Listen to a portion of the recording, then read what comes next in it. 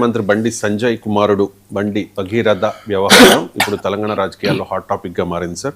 మొన్న భారతీయ జనతా పార్టీ సభలో మోదీ సభలో అంటే మోదీ లేరు ఆ టైంకి, బట్ బండి సంజయ్ తన ఆవేదన వ్యక్తం చేస్తూ ఈ కేసు విషయాన్ని ఇండైరెక్ట్ గా ప్రస్తావించారు. తనపై కుట్ర జరుగుతోంది కానీ ఎక్కడ తగ్గే పరిస్థితి లేదు అని చెప్పేసి ఒకసారి బండి సంజయ్ బయట ప్లే చేయండి.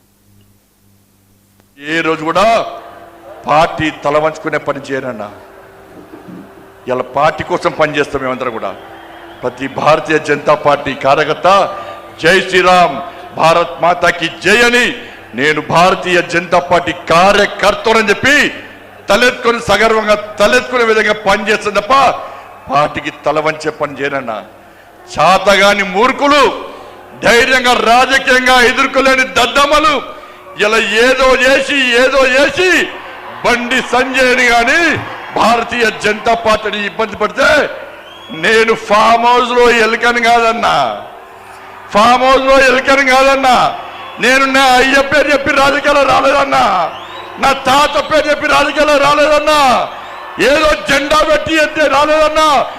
నేను కాసేపు జెండాను, కమలపు జెండాను భుజం మీద మోసుకొని సామాన్య కార్యకర్తగా నా రాజకీయం ప్రారంభించి ఒక రాష్ట్రీయ స్వయం సేవక, ఒక ఏబీవీపీ కార్యకర్తగా, ఒక యువమోర్చా కార్యకర్తగా, ఒక నరేంద్ర మోడీ శిష్యునిగా భారతీయ జనతా పార్టీ కార్యకర్తగా పనిచేస్తున్నప్ప సగర్వంగా భారతీయ జనతా పార్టీ కార్యకర్తని తలెత్తుకొని తిరిగి పనిచేస్తున్నప్ప తల వంచే. ఈ అంశానికి సంబంధించి బీజేపీ రాష్ట్ర అధ్యక్షుడు రామచంద్రరావు కూడా రెస్పాండ్ అయ్యారు.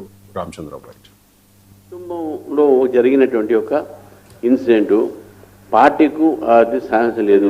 It's a legal matter. Law will take its own course of action.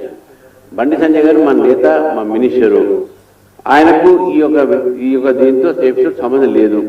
ఒకవేళ వాళ్ళ కుటుంబ సభ్యులు ఏమైనా ఇన్వాల్వ్ అయి ఉంటే that will be investigated by police.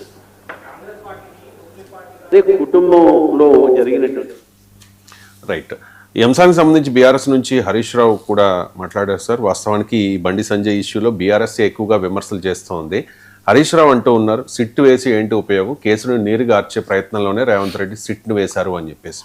Harish byte. బండి భగీరథ్ విషయంలో సిట్టు వేయడం అంటేనే కేసును నీరుగార్చడం. ఇలా సిట్ ఎందుకు? సీదా కంప్లైంట్ ఉంది కదా. అసలు కంప్లైంట్ వచ్చి 4 రోజులైనా ఇప్పటిదాకా ఎందుకు అరెస్ట్ చేయలేదు? డైరెక్ట్ గా ఇప్పుడు మా బీఆర్ఎస్ పార్టీ మా క్రిషాంకో లేకపోతే మా నల్లబాలో రీట్వీట్ చేస్తే రాత్రి 1 గంటగా చెతకపోయినావు కదా. 12 బజే రాత్రి ఇంటికి వచ్చి రీట్వీట్ చేస్తే వాళ్ళేమి రేప్ చేయలే, మర్డర్ చేయలే, డ్రగ్స్ తీసుకోలే. ట్విట్టర్ లో వాళ్ళ అభిప్రాయాన్ని రీట్వీట్ చేసింది అంతే.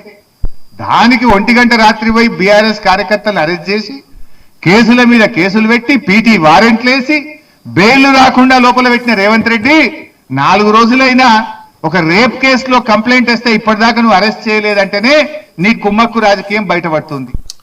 ఇక ఈ కేసులో పర్యవేక్షణాధికారిగా నియమితులైన కూకట్పల్లి డీసీపీ రితిరాజ్ మాట్లాడారు. పోలీస్ స్టేషన్లో ఒక ఎఫ్ఐఆర్ రిజిస్టర్ అయింది 684/2026. ఈరోజే నాకు ఆర్డర్స్ వచ్చింది ఈ కేసుకి రిజిస్ట్రేషన్కి సూపర్విజన్ చేయడానికి. అందుకే నేను ఈరోజు బషీరాబాద్ పోలీస్ స్టేషన్ వచ్చాను. ఇప్పుడు మన ఏసీపీ గారుతోటి అండ్ ఎస్హెచ్ఓ గారుతోటి ఇప్పటివరకు కేసులో ఏమేమి ఇన్వెస్టిగేషన్ జరిగింది, ఇది 8th మన దగ్గర రిజిస్టర్ అయింది. ఇప్పుడు ఇప్పటివరకు ఏమేమి జరిగింది, ఇంకా ఏం చేయాలి ప్రాపర్గా ఇన్వెస్టిగేషన్ చేయడానికి అన్నీ మేము డిస్కస్ చేశాము. ఒక ప్లాన్ ఆఫ్ యాక్షన్ డ్రాఫ్ట్ చేశాము. అదే ప్రకారంగా రేపు కూడా ఇది కంటిన్యూ అవుతుంది. విక్టిమ్ స్టేట్మెంట్ ఆల్రెడీ ఒకసారి రికార్డ్ అయింది, అది కూడా నేను చదివాను. ఇంకా ఫర్దర్గా మేము ఇంకా దీనిలో కొన్ని ఇన్ఫర్మేషన్ ఇంకా మనకు కావాలి. అందుకే మేము మళ్ళీ ఒకసారి ఆమెతోటి మాట్లాడతాము. అది ఖచ్చితంగా ఇది మనకు అతను దొరికితే అతనికి ఆఫెన్స్ ప్రూవ్ అయితే మేము ఖచ్చితంగా అరెస్ట్ చేస్తాం. మన బషీరాబాద్ పోలీస్ స్టేషన్ అంటే ప్రజెంట్ హోంమంత్రి కుమారుడు పరారీలో ఉన్నారు అని చెప్పి కేటీఆర్ అంటూ ఉన్నారు సార్. ఇది దేశ చరిత్రలోనే మొదటిసారి అని చెప్పేసి. అండ్ ద న్యూస్ మినిట్లో ఒక కథనం వచ్చింది సార్, చూపించండి స్క్రీన్ మీద. Delay in POCSO case on union minister Bandi Sanjay son, DGP says Modi visit kept cops busy అని చెప్పి, కాప్స్ అంతా బిజీగా ఉన్నారు కాబట్టి అందుకే డిలే అయిందని చెప్పేసి. సరే, ఈ వ్యవహారం మీద, కేసు మీద మీ కామెంట్స్. అంటే ఇది గత 3-4 డేస్గా మీకు మీడియా, సోషల్ మీడియా, రాజకీయ వర్గాల్లో సంచలనమైంది. వాస్తవంగా నేను ఎప్పుడో మాట్లాడదాం అనుకున్నాను, కానీ let the information clearly come in అని. సో ఇప్పటి వరకు కాస్త కంక్లూజివ్ ఇన్ఫర్మేషన్ వస్తుంది. ఇందులో ఒకటి ఖచ్చితంగా బండి సంజయ్ సంబంధం ఉంది అని ఎవరు అనడం లేదు. రామచంద్రరావు అన్నాడు బండి సంజయ్కి ఏం సంబంధం, బీజేపీకి ఏం సంబంధం, బీజేపీకి సంబంధం ఉందని కూడా ఎవరు అనడం లేదు. ఖచ్చితంగా కుటుంబ సభ్యులు చేస్తే కుటుంబ సభ్యులే శిక్షార్హుడు, అందులో అనుమానం ఏం లేదు. కానీ కుటుంబ సభ్యులకు ఉన్న నేపథ్యం వల్ల ఈ విచారణ ఏమైనా ఎఫెక్ట్ అయితే అప్పుడు సమస్య. అందువల్ల మొదటిది ఈ కేసు వివరాలు చూస్తే బండి భగీరథ హిస్టరీ తీసినా కూడా ఆయన ఇలాంటి దురుసు ప్రవర్తన, కొట్టడము, తిట్టడము, అరెస్ట్ చేయడము, ఇప్పుడు ఇందులో ఆ అమ్మాయి పెట్టిన దాంట్లో చాలా ఉన్నాయి అంశాలు. 2 ఎఫ్ఐఆర్లు చూస్తే మనకు అర్థమవుతుంది. సో క్లియర్గా అతను అంతకుముందు కాలేజీలో అంటే ఆల్రెడీ ఆ అఫెన్స్ హిస్టరీ ఉంది. ఈ అఫెన్స్ అని రేప్ ఆరోపణలే కాకపోవచ్చు, కానీ ఇతర అఫెన్స్ల మీకు హిస్టరీ ఉంది. ఉన్నప్పుడు police should have acted much more stronger కదా. సో అందులో ఇది క్లియర్గా ఆ సమాచారాన్ని చూస్తే ఇద్దరు కూడా రిలేషన్షిప్ గురించి, దాని గురించి మొత్తం ఈవెన్ భగీరథ కూడా డినై చేయడం లేదు. అందువల్ల ఈ కేసు పోక్సో కేసు. ఇప్పుడు మీకు ఇన్వెస్టిగేటింగ్ ఆఫీసర్ కూడా ప్రూవ్ అయితే అరెస్ట్ చేస్తామంటున్నారు. మరి పోక్సో కేసుల్లో ఇతరులను కూడా ప్రూవ్ అయినప్పుడు అరెస్ట్ చేశారు, ముందు అరెస్ట్ చేశారు. మరి అంతకుముందు బండి సంజయ్ కూడా అన్నాడు కదా అరెస్ట్ చేయాలని. పోక్సో కేసులో అరెస్ట్ చేయాలని డిమాండ్ కూడా చేశారు కదా. అది ఇక్కడే సమస్య వస్తుంది. చట్టం ఇప్పుడు తన పని తాను చేసుకుంటూ పోతే ఇట్లెందుకు అవుతుంది? మీరు లేదు రూల్ ప్రకారం మీరు లెట్ తెలంగాణ పోలీస్ డిక్లేర్ ఇంకా పోక్సో కేసుల్లో మేము ఎప్పుడైనా ప్రూవ్ అయినాకనే అరెస్ట్ చేస్తామని. మీరు ప్రూవ్ అయినాక అరెస్ట్ చేసిన ప్రూఫ్ వెంటనే అరెస్ట్ చేస్తారు ఇతరుల విషయంలో. ఇక్కడ మాత్రం ప్రూవ్ అయినాక అరెస్ట్ చేస్తామని ఇప్పుడు ఇంతకుముందే మాట్లాడారు, మీరు గమనించుంటారు. లాస్ట్లో అరెస్ట్ చేస్తారా అంటే ప్రూవ్ అయినాక అరెస్ట్ చేస్తాం. మళ్ళీ కూడా ప్లే చేయండి అది మరి ప్రూవ్ అయినాక అరెస్ట్ చేయడం ఏంటి నాకు అర్థం కాని అంశం అది. ఒకసారి మళ్ళీ Ritiraj, DCP Ritiraj bite. Register అయింది 684/2026. ఈరోజే నాకు ఆర్డర్స్ వచ్చింది ఈ కేసుకి రిజిస్ట్రేషన్కి సూపర్విజన్ చేయడానికి. అందుకే నేను ఈరోజు పేట్ బషీరాబాద్ పోలీస్ స్టేషన్ వచ్చాను. ఇప్పుడు మన ఏసీపీ గారుతోటి అండ్ ఎస్హెచ్ఓ గారుతోటి ఇప్పటివరకు కేసులో ఏమేమి ఇన్వెస్టిగేషన్ జరిగింది, ఇది 8th మన దగ్గర రిజిస్టర్ అయింది. ఇప్పుడు ఇప్పటివరకు ఏమేమి జరిగింది, ఇంకా ఏం చేయాలి ప్రాపర్గా ఇన్వెస్టిగేషన్ చేయడానికి అన్నీ మేము డిస్కస్ చేశాము. ఒక ప్లాన్ ఆఫ్ యాక్షన్ డ్రాఫ్ట్ చేశాము. అదే ప్రకారంగా రేపు కూడా ఇది కంటిన్యూ అవుతుంది. విక్టిమ్ స్టేట్మెంట్ ఆల్రెడీ ఒకసారి రికార్డ్ అయింది, అది కూడా నేను చదివాను. ఇంకా ఫర్దర్గా మేము ఇంకా దీనిలో కొన్ని ఇన్ఫర్మేషన్ ఇంకా మనకు కావాలి. అందుకే మేము మళ్ళీ ఒకసారి ఆమెతోటి మాట్లాడదాము. అది ఖచ్చితంగా ఇది మనకు అతను దొరికితే, అతనికి ఆఫెన్స్ ప్రూవ్ అయితే మేము ఖచ్చితంగా అరెస్ట్ చేస్తాం. మన Pet Basheerabad police station offence prove అయితే జైలుకి పోతాం, అరెస్ట్ కాదు. అఫెన్స్ ప్రూవ్ కావాల్సింది కోర్టులో కదా, అంతే. అరెస్ట్ మీకు ప్రైమా ఫేసి ఎవిడెన్స్ ఉంటేనే అరెస్ట్ చేస్తారు. కొన్ని కేసుల్లో ఇప్పుడు పోక్సో కేసు ఇది వెరీ సీరియస్ కేసు. మీరు నా పాయింట్ అదే, తెలంగాణ పోలీస్ ఇంత ఉదారంగా మిగతా కేసుల్లో ఉందా? పోక్సో కేసుల్లో మిగతా అన్ని కేసులు ఇదే ఉదారంగా ఉందా? మరి ఇక్కడ మాత్రం అఫెన్స్ ప్రూవ్ అయితే అనేది కదా, అఫెన్స్ ప్రూవ్ ఇప్పుడు అవుతుంది. అది అఫెన్స్ మనకు తెలియదు ఏమన్నది, మరి ఎందుకు అరెస్ట్ చేస్తలేరు అనే ప్రశ్న ఖచ్చితంగా వస్తుంది కదా. పోలీస్ అఫీషియల్స్ యొక్క ఇన్ఎఫిషియన్సీ అనలేం కదా. ఇప్పుడు డీసీపీకి లాది లేదా, పోక్సో చట్టం తెలియదా, అంత అమ్మాయి అట్లా ప్రూవ్ అయితే అరెస్ట్ చేస్తాము అని ఎందుకంటారు? షీ నోస్ కదా లా పోక్సో చట్టం తెలుసు, లా తెలుసు. మీకు ఆ కేసు క్రైమ్ కేసు మనలాంటి వాళ్ళకి అర్థమవుతుంది, దట్ వెరీ సీరియస్ కేసు అని కదా, సీరియస్ అలిగేషన్స్. సో అందువల్ల అరెస్ట్ అయినంత మాత్రానే నేరస్తుడు కాదు కూడా, కానీ అరెస్ట్ అయితే చేయాలి కదా.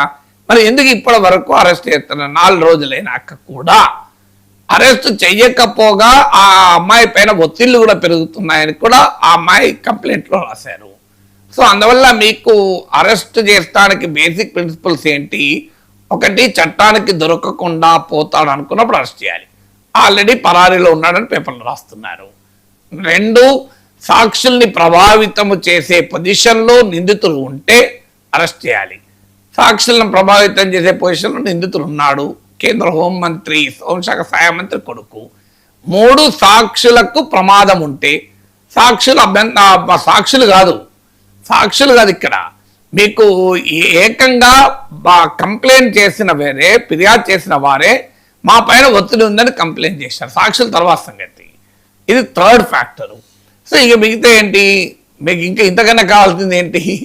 సో అందువల్ల మీకు అరెస్ట్ చేయకపోవడం డెఫినెట్గా కాంగ్రెస్ ప్రభుత్వ పోలీసు పైన కూడా ఒక ప్రశ్నలు రేజ్ చేస్తుంది.